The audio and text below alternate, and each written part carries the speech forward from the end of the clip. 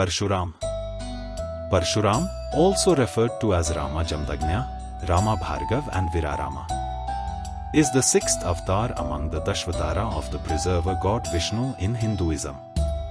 He is believed to be one of the Chiranjivis, immortals, who will appear at the end of the Kali Yuga to be the guru of Vishnu's 10th and last incarnation, Kalki. Born to Jamdagni and Renuka, the Brahman Parshuram was foretold to appear at a time when overwhelming evil prevailed on the earth. The Kshatriya class, with weapons and power, had begun to abuse their power, take what belonged to others by force and tyrannize people. He corrected the cosmic equilibrium by destroying the Kshatriya warriors 21 times. He is married to Dharni, an incarnation of Lakshmi, the wife of Vishnu. He is present in the Ramayana due to the conflict with Rama. He is mentioned in the Mahabharata as the guru of Bhisma, Drona, Rukmi and Karna. Legend. According to Hindu mythology, Parshuram was born to the sage Jamdagni and his Kshatriya wife, Renuka. In local tradition, it is believed they lived in a hut located at Janapav.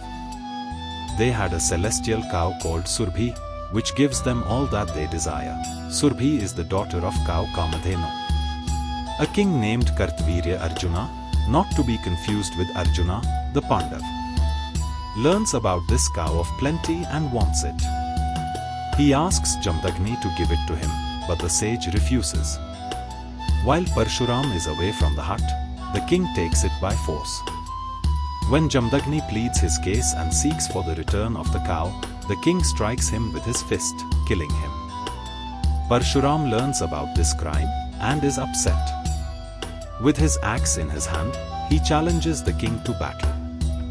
They fight, and Parshuram defeats and kills the king, according to the Padma Purana. The wicked-minded one lost his valor due to his own sin. The mighty son of Ryuk, being angry, cut off his head, as mighty Indra did the peak of a big mountain, and he who was brave and angry, killed Sahasrabhu and all the kings with his axe in the battle. Seeing Arame, the very fearful one, all kings on the earth, struck by fear, ran away as elephants do on seeing a lion. The angry Arame killed the kings even though they had fled due to the resentment against his father's murder, as the angry Garua killed the serpents. The valorous Arame made the entire world clear of the Kshatriyas, but protected only the very great family of Ikvaku, due to its being the family to which his maternal grandfather was related, and due to his mother's words. Padma Purana, Chapter 241. The warrior class challenges him, and he slays every single member of the class, save for those belonging to the lineages of Manu and Ikshvaku. The mighty son of Jamdagni, having rid the world of the Kshatriyas, then performs the Ashwamedha sacrifice. He grants the earth with the 7 islands to principal rishis belonging to the Brahman class. Having renounced the earth and his violent deeds, he retires to the hermitage of Naranarayana to engage in penance. The legend likely has roots in the ancient conflict between the Brahman Varna, with knowledge duties, and the Kshatriya Varna, with warrior and enforcement roles. Confrontation with Rama. In the Ramayana, following Rama's wedding to Sita at Mithila and during their homeward journey to Ayodhya, his party comes across a number of inauspicious signs. Amid an earthquake and a dust storm, Parshuram appears before the party. After accepting the libation offered to him, Parshuram challenges Rama to combat, on the condition that the prince show his strength to the sage by placing a bow within the string of the latter's bow, Sharanga, and discharging it. Confrontation with Bhishma. In the Mahabharata, Parshuram intercedes on the prince's Amba's behalf, promising to command his disciple Bhishma to do his duty and marry her after her abduction. When Parshuram arrives with his retinue at Kurukshetra, he sends a message to Bhishma to inform him of his arrival. Bhishma comes to see his guru, offering him the traditional respects. Parshuram commands Bhishma to accept Amba as his wife. Bhishma refuses, restating that he had taken a vow of celibacy. An infuriated Parshuram threatens Bhishma with death. Bhishma tries to calm the sage, but in vain, and he finally agrees to battle his guru to safeguard his Kshatriya duty. Ganga tries stopping the battle by beseeching her son as well as the great sage, but fails. The great battle lasts for 23 days, without any result.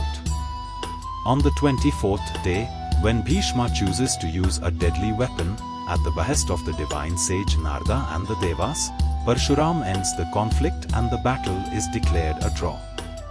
Parshuram narrates the events to Amba and urges her to seek Bhishma's protection. However, Amba refuses to listen to Parshuram's advice and angrily declares that she would achieve her objective by asceticism. Ignoring Dashratha's plea to spare Rama this task, Parshuram relays the divine origin of the bow and the history of its ownership, appealing to Rama's skills as a warrior. Rama seizes the bow from Parshuram and strings it, an act that causes the latter to become bereft of his divine power. Humbled, Parshuram acknowledges that Rama is an incarnation of Vishnu and requests the prince to allow him to return to the mountain Mahendra so that he could practice yoga and accrue merit. After circumambulating Rama in worship, Parshuram returns to his hermitage. Parshuram in geographical myths. There are legends dealing with the origins of the western coast geographically and culturally. One such legend is the retrieval of the west coast from the sea by Parshuram, a warrior sage. It proclaims that Parshuram, an incarnation of Mahavishnu, threw his battle axe into the sea. As a result, the land of the western coast arose, and thus was reclaimed from the waters.